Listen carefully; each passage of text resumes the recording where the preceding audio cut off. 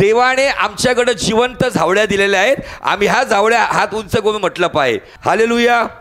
पण हे एका दिवसाचं काम नाहीये, फक्त एका दिवसासाठी नाहीये. आमेन. आमच्या जीवनामध्ये देवाने आपला पुत्र पाठवून त्याच्या बलिदानाने, त्याच्या रक्ताने, त्याच्या पुनरुत्थानाने त्याने आम्हाला ती मान ठरवलेला आहे. आमेन. या पाम संडेला, या झावळ्याच्या रविवारी एक लीडरशिप आम्हाला दिसते आणि आज मी त्या लीडरशिपकडे तुम्हाला नेणार आहे.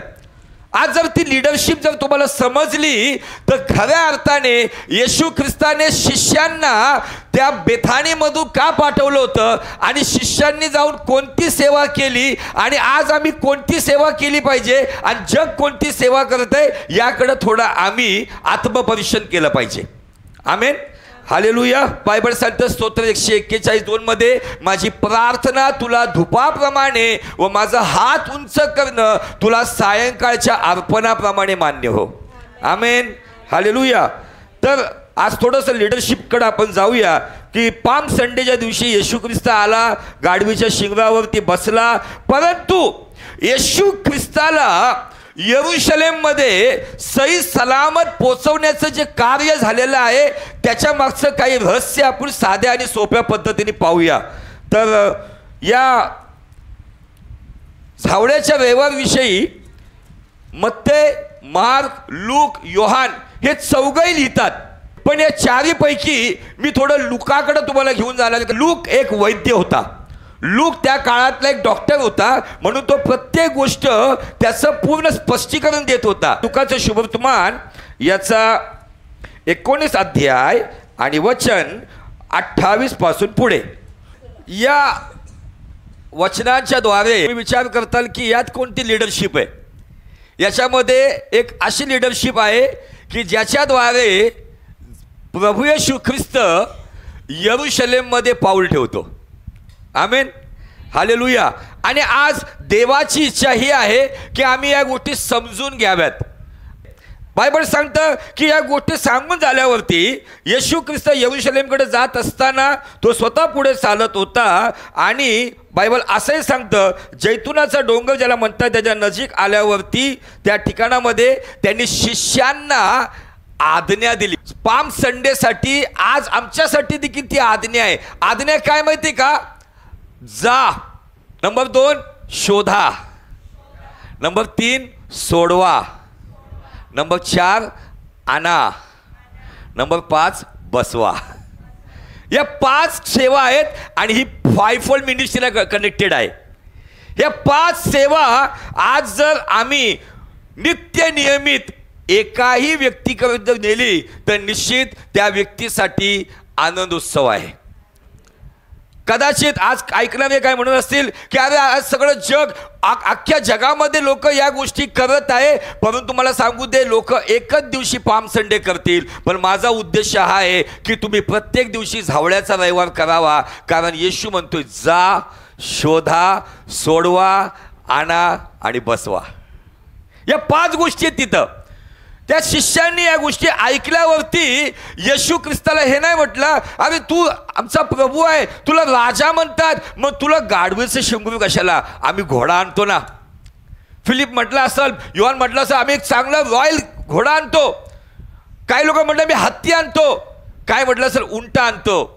परंतु येशू ख्रिस्त या जगात येण्याविषयी जकर्या 9:9 मध्ये जी भविष्यवाणी होती ती भविष्यवाणी या आधारावर पूर्ण होणार होती. आणि ती भविष्यवाणी जकर्या 9:9 मध्ये सांगतं की हे यरूशलेम कन्ये, तुझा राजा गाढवीच्या शिंगरावर बसून तुझकडे येत आहे जो मनाने लीन आहे. हालेलुया. भविष्यवाणी जर हत्तीची असली असती तर भविष्यवाणी जर घोड्याची असली असती, कारण हत्ती आणि घोड्यावरती बसणाऱ्या व्यक्तीमध्ये बसल्या बसल्या त्याच्यामध्ये एकदम असा टाईट होऊन जातो. तो एकदम असा घमंड आणि अहंकार येऊन जातो. तो एकदम असा एकदम छाती टाईट होती. परंतु गाढवावर बद्दल एकदम असा शांत होऊन जातो. हालेलुया. कारण आमचा राजा हा मनाचा लीन आहे, सौम्य आहे. त्यांनी स्वर्गातलं राज्यपद सोडून तो पृथ्वीवरती साधारण बनून आला. जुन्या करारामधल्या ज्या भविष्यवाण्या होत्या त्या भविष्यवाण्याला धरून येशू ख्रिस्ताच्या जन्माच्या वेळी काही कुमारी स्वतःला शुद्ध आणि पवित्र ठेवत होते, कारण त्यांना माहिती होतं की दाविदाच्या घराण्यामध्ये एक कुमारी कन्या आहे जिच्या उदरामध्ये मसीहा जन्म घेणार आहे. आणि काही लोकांना हे माहिती होतं की तो मसीहा आल्यावरती तो गाढवीचं शिंगरूवरती येणार आहे, तर आपल्या दारासमोर प्रत्येक जण गाढवाचं शिंगरू सांभाळून ठेवत होते. मला सांगू द्या, ओळख नाही पाळख कुणी गाढवाचं शिंगरू देईल का? प्रश्न हा उठतो की त्या मालकाने ज्या वेळेला शिष्यांना सांगण्यात आलं होतं की जर तुला कोणी विचारलं तर सांग की प्रभूला याची गरज आहे, कारण त्या काळामध्ये मसीहा जसं येणार आहे ही भविष्यवाणी बहुतेकांना माहिती होती. आणि म्हणून ज्याच्याही घरामध्ये गाढवाचं शिंगरू जन्माला यायचं ना, तो आनंद करायचा आणि शिंगरू बाहेर बांधून ठेवायचा, कारण त्याला माहिती होतं की गाढवाच्या शिंगरावरती मसीहा बसून येणार आहे. Hallelujah, praise the Lord. लोकांना ही भविष्यवाणी माहीत होती, म्हणून गाढवाचं शिंगरून यायला कुणी अडवलं नाही. आमेन, हालेलुया. लोकांना फक्त झावड्याच माहिती आहे, गाढवाचं शिंगरून माहिती नाहीये. आमेन, हालेलुया. आणि ज्या वेळेला या ठिकाणामध्ये बायबल सांगतं की शिष्यांना हे सांगितल्यावर शिष्यांनी कुठलाही प्रश्न केला नाही. त्यांना जा म्हटलं तर जा. आम्हालाही नव्या कराराची एक महाआज्ञा दिलेली आहे, जा. आणि ती महाआज्ञा सांगती, जा साऱ्या सृष्टीला सुवार्तेची घोषणा कर. जुना करार म्हणतो कोण जाईल, नवीन करार म्हणतो जा. आणि त्याचं फॉलो किंवा त्याचं पालन इथे शिष्यांनी केलं की तू जातो का मी जातो नाही, हे ऐकल्यावरती ते निघाले. पण या निघणाऱ्यांपैकी दोन लोक असं सांगतात, पेत्र आणि योहान या दोघांनी ही मिनिस्ट्री केली. आणि ज्या वेळेला ते त्या ठिकाणातून निघाले त्यांना सांगितलं जा आणि शोधा. त्यांनी काय शोधलं, जसं त्या जैतुनाच्या उतरणीवर ते पुढे गेले, त्यांनी त्या गावामध्ये गेल्यावरती त्यांनी फक्त प्रत्येक घराच्या दारादारामध्ये बघितले की शिंगरू बांधून ठेवलंय का.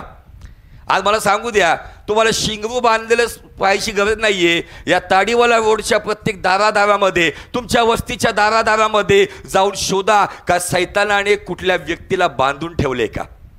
आजाराने बांधले का, श्रापाने बांधले का, कर्जाने बांधले का, कौटुंबिक समस्येने बांधले का. आज तुम्हाला जायचे आणि जे बांधलेले आहेत तुमच्यावर जो अनुग्रह आहे त्या अनुग्रहाने त्याला सोडवायचं आहे. आणि जर दुष्ट तुमच्या आडवा येतो तर दुष्टालाही ठणकावून सांग, तुझा यावरती अधिकार नाही, तर आजपासून या व्यक्तीवर माझ्या प्रभूचा अधिकार आहे, कारण माझ्या प्रभूला याची गरज आहे.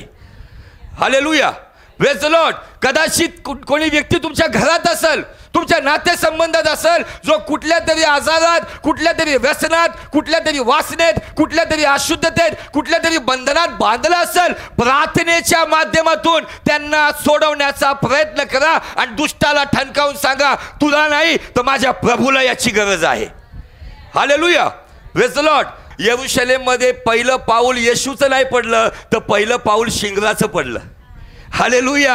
यरूशलेममध्ये पोहोचणं म्हणजे देवाच्या राज्यामध्ये पोहोचण्यासारखं आहे. तुम्ही जेव्हा दारोदारी जाऊन त्यांना सोडवताल आणि त्यांना प्रभूकडे घेऊन येताल, तर पहिलं पाऊल त्यांचं पडणार आहे आणि त्यांच्या आशीर्वादाचं आणि तारणाचं कारण तुम्ही ठरणार आहात. आमेन, हालेलुया, प्रेज द लॉर्ड. पेत्र आणि योहानाने या सेवेला मूर्खपणाची सेवा समजली नाही. त्यांनी प्रभूच्या आज्ञेचं पालन केलं आणि हे पालन करत असताना ते गेले, त्यांनी शोधलं आणि मग सोडवलं. आणि सोडवत असताना बायबल सांगतं मालकाने विचारलं, त्यावेळेस ते स्पष्ट म्हणाले, प्रभूला याची गरज आहे. त्या मालकाला खूप आनंद झाला असेल. माहिती आहे का तुम्हाला काय आनंद झाला असेल? माझ्या दारातल्या शिंगरूवरती राजांचा राजा बसून येणार आहे. Hallelujah, praise the Lord. त्यांनी कुठलाही मोबदला मागितला नाही, त्यांनी कुठलं धन मागितलं नाही की तुम्ही एवढे पैसे तर घेऊन जा. त्यांनी आनंदाने दिलं, कारण भविष्यवाणी माझ्या दारातल्या शिंगरावरती पूर्ण होत आहे. आज विश्वास ठेवा, तुमच्या दारातल्या शिंगरावरती भविष्यवाणी येत्या दिवसात जरूर पूर्ण होईल. प्रत्येक व्यसनातील शिंगरू सोडवलं जाईल, प्रत्येक आजारी व्यक्ती सोडवलं जाईल, प्रत्येक शापित व्यक्ती सोडवलं जाईल ज्यावेळेस तुम्ही जाऊन काम करताल. आमेन, हालेलुया, प्रेज द लॉर्ड. जाऊया लूक 19 33 पासून पुढे ते शिंगरू सोडवत असता त्या शिंगराच्या त्या गाढवाच्या पिल्लाच्या मालकाने विचारलं, शिंगरू का सोडवत आहे? तेव्हा शिष्य म्हणाले की प्रभूला याची गरज आहे. 35 वचन लूक 19:35. मग त्यांनी ते येशूकडे आणले आणि आपली वस्त्र त्या शिंगरावर घालून त्यावर येशूला बसविले. हा, आता माझा प्रश्न हा आहे, किती लोकांनी गाढव पाहिले? गाढवाचं शिंगरू पिल्लू पाहिले का? एक सटन थोडं यंग एजमध्ये आणलं असतं. त्याला काय करतात माहिती आहे का? त्याचे दोन्ही पाय आहेत ना असे बांधतात, मागचे आणि पुढचे क्रॉसमध्ये. कारण गाढवाचं शिंगरू याचं मूळ स्वभाव हे बेशिस्त आहे. म्हणजे काय? गाढव हे बेशिस्त असतं. जे शिंगरू विशेष करून जे लाता मारतं, उधळतं आणि गलिच्छ का म्हटलेलं आहे, ते आपल्याच घाणीमध्ये लोळत असतं. आज मनुष्याची परिस्थिती तीच आहे.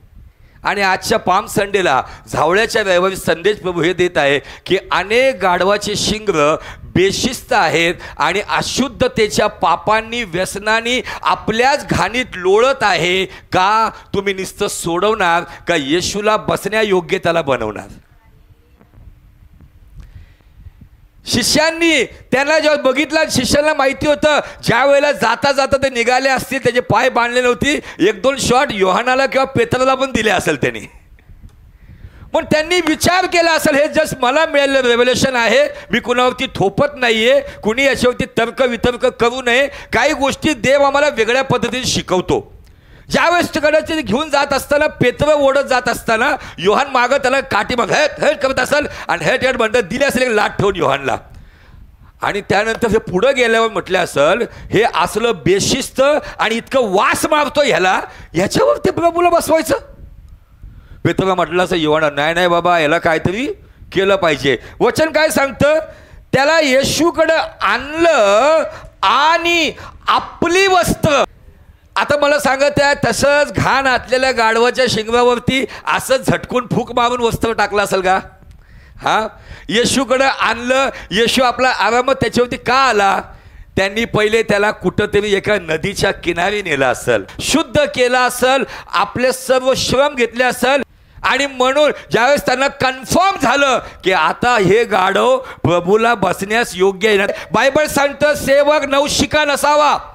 काही लोक चुका करतात, नवशिक्या लोकांवरती इम्प्रेशन करण्यासाठी किंवा ऑफरिंग चालू राहण्यासाठी किंवा लोकांसमोर आपला पायंडा पाडण्यासाठी जुने बाजूला करतात आणि नव्यावरती बसवतात. त्यांच्यासाठी धोक्याची घंटा आहे, कारण शिंगरू कधी उधळू शकतं आणि कधी गलिच्छ होऊ शकतं. तुमच्या कॅरेक्टरचा प्रभाव त्या लोकांवरती असा पडू द्या की तुमची सत्कर्मे पाहून येशू त्याच्यावर बसेल आणि स्वर्गीय पित्याचा गौरव होईल. त्यांनी त्या गाढवाच्या शिंगराला डायरेक्ट घेऊन नाही गेले. त्यांनी विचार केला की हे माझ्या प्रभूला यरूशलेममध्ये पोहोचवण्यासाठी ही गाडी योग्य आहे का रस्त्यातच पंक्चर होईल. त्यांनी त्या गाढवाच्या शिंगराला व्यवस्थित ट्रेन केलं आणि आपली वस्त्र. मी पाम संडेला ही लीडरशिप पाहतो.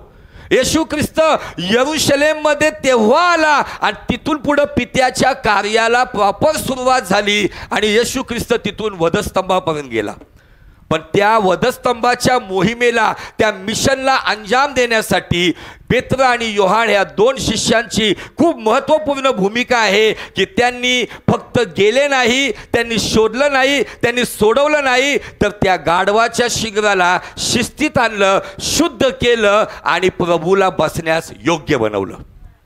पण सवाल हा आहे की आज सर्व ख्रिस्ती समाजाला सवाल आहे, प्रत्येक सेवकाईला सवाल आहे, माझ्याकडे येणारे लोक का मी त्यांच्यावरती माझे वस्त्र टाकून त्याचं शुद्धीकरण करून शिस्तीमध्ये आणून का प्रभूला बसण्यास योग्य बनवत आहे का? बायबलचा बेस 2 तिमोथी 3:16 सांगतं, सद्बुद्ध, दोष दाखवणं, नीतिशिक्षण याच्यासाठी बायबल आहे. जर आम्ही नुसतं सद्बोध करतोय आणि जर दोष दाखवत नाही, नीती शिक्षण देत नाही, तर मला सांगू दे आमची सेवा व्यर्थ आहे. Hallelujah, praise the Lord. आजपासून एक निर्णय घ्या, माझ्यासाठी रोज झावळ्याचा रविवार आहे आणि तो रविवार सांगत आहे माझ्या नोकरी जिथं करत त्या ठिकाणात, बिझनेस करते त्या ठिकाणात, मी घरी आहे त्या ठिकाणात, माझ्या मित्रमंडळीमध्ये, माझ्या शाळा कॉलेजमध्ये, माझ्या ओळखी पाळखीमध्ये जर एखादा व्यक्ती बांधलेला दिसतो, प्रार्थना करा त्याच्यासाठी, त्याला सोडवा, त्याच्यावरती विशेष कार्य करा, आपली वस्त्र आपलं चरित्र त्याच्यावरती टाका आणि प्रभूला बसण्यायोग्य बनवा. निश्चित त्या गाढवाचं पाऊल यरूशलेममध्ये पडलं, तुम्ही आणले लोकांचं पाऊल स्वर्गीय राज्यामध्ये पडेल. Hallelujah, praise the Lord. मी ते चित्र पाहत होतो, जेव्हा पहिल्यांदा या गोष्टी मी पाहिलं मी खूप आनंद केला आणि मला त्यावेळेस एक आवाज ऐकला की झावळ्याचा रविवार परंपरेसाठी नाही आहे, झावळ्याचा रविवार हे लिडरशिपसाठी आहे. झावळ्याचा रविवार डिसायपलशिप शिकवतं, शिष्यत्व शिकवतं. आज आम्ही या गोष्टी सोडल्यात आणि होसाना होसाना प्रभूच्या नावाने येणारा राजा त्यातच अडकलोय. अहो, राजा आला, येणारा म्हणण्याची जागी आता आलेला राजा म्हणा. आता जो राजा येणार आहे ना, तो राजा निश्चित 2024 वर्षापूर्वी पाप्यांसाठी आला, पण आता नीट लक्ष द्या, तो पाप्यांसाठी नाही तर नीतिमानांसाठी येणार आहे. Hallelujah, praise the Lord. त्यासाठी तयारी करा, त्यासाठी स्वतःला सज्ज करा. मला सांगू द्या, ज्या वेळेला त्या शिष्यांनी आपली वस्त्र त्याच्यावर टाकले, पुढं आम्ही वाटतो लोकांनी त्यांची वस्त्र रस्त्यावर टाकले. हालेलुया. यासाठी म्हणजे तुम्ही जे प्रभुभोजन घेणारे लोक, तुम्ही शिष्य होता. जोपर्यंत तुमचं बॅप्टिझम होत नाही, तुम्ही प्रभुभोजन घेत नाही, तुम्ही विश्वासनारामध्ये गणले जाता. पण जेव्हा तुम्ही शिक्षण घेऊन प्रभुभोजन घेता, तुमचं प्रमोशन होऊन तुम्ही विश्वासनारांमधून डिसायपलशिपमध्ये येता आणि मग डिसायपलशिपमध्ये आल्यावरती ही तुमची जबाबदारी ठरते की तुम्ही शिंगरांना सोडवणं, त्यांना शिस्त लावणं, त्यांना शुद्ध करणं आणि आपल्या चरित्राचे वस्त्र त्याच्यावर टाकणं, यासाठी की तो प्रभू बसण्यायोग्य होईल. मला सांगू दे, मी जस्ट नेगेटिव्ह बोलतो. जर शिष्यांनी त्याला तसंच नेलं असतं नाही, येशू त्याच्यावर बसला असता, जरी येशू बसला असता, लोक नाक बंद करून रस्त्यातून निघून गेले असते, कारण खूप घाण वास येतो त्याचा. कुणी आलेलं असतं येशूकडं, तिथं कुणी तिथं होसाना होसाना म्हटलेलं असते. परंतु यामध्ये महत्त्वाची कामगिरी या दोघांनी बजावली, ती तुम्हाला आणि मला करायचंय. माझे नेत्राचं शुद्धीकरण, माझ्या हाताचं शुद्धीकरण, माझ्या हृदयाचं शुद्धीकरण, माझ्या जीवनाचं शुद्धीकरण, माझं बदललेलं चरित्र, त्याची वस्त्र जेव्हा मी एखाद्यावरती टाकतो, येशूला बसण्यास योग्य होतं आणि त्या व्यक्तीसाठी आम्ही एक साक्षीदार बनतो. Hallelujah, praise the Lord. मी ज्या संगतीमध्ये येतो, मी ज्या फेलोशिपमध्ये येतो, ज्या समाजात असतो, मी कोणत्या दृष्टीने चालत आहे मला लोक पाहतात. मी काय पाहत आहे, मी कुठं पाहत आहे, कोणत्या गोष्टीचा विचार करत आहे, मी कोणत्या लोकांमध्ये राहत आहे, मला प्रभूही पाहत आहे आणि लोकही पाहत आहेत. हालेलुया. माझं जीवन फक्त या 2 तासाच्या रविवारच्या फेलोशिपपुरती आत्मिक आहे का? तर याचा काही उपयोग नाही. या 2 तासाच्या फेलोशिपने कोणी आत्मिक होत नाही. या 2 तासाच्या फेलोशिपमध्ये जे मिळतं ते घेऊन जो आठवडाभर आपलं जीवन जगतो, तोच आत्मिक व्यक्ती ठरतो. माझ्या जीवनाचं वस्त्र कुणावरती टाकण्यास योग्य आहे का? Hallelujah, praise the Lord. काय समजतंय? काय आमच्यासाठी आजचा संदेश? जा, शोधा, सोडवा, बसवा आणि आणा. Hallelujah, praise the Lord. मग मला सांगू दे, त्या देवाची ओळख आहे. तो म्हणतो be holy because I am holy. पवित्र व्हा कारण मी पवित्र आहे. Hallelujah, praise the lord. आणि बायबल सांगतं की त्या गाढवावरती बसून येशू ख्रिस्त यरूशलेममध्ये गेला. यरूशलेममध्ये मंदिराचं शुद्धीकरण झालं, मंदिरामध्ये अलौकिक चिन्ह चमत्कार झाले. येशू ख्रिस्त तिथूनच गच्छिमाने बागेच्या मार्गातून वधस्तंभावर गेला, तिथूनच तो कबरेतून जिवंत झाला आणि तिथूनच या जैतुनाच्या डोंगरावरून तो पित्याच्या उजवीकडे गेला.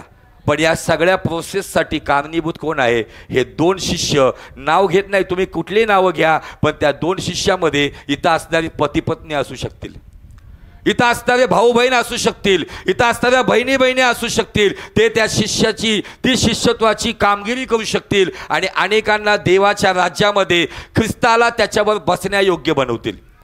यासाठी माझं बोलणं, माझं वागणं, माझे विचार, माझी संगती, माझी चर्चा तपासली पाहिजे.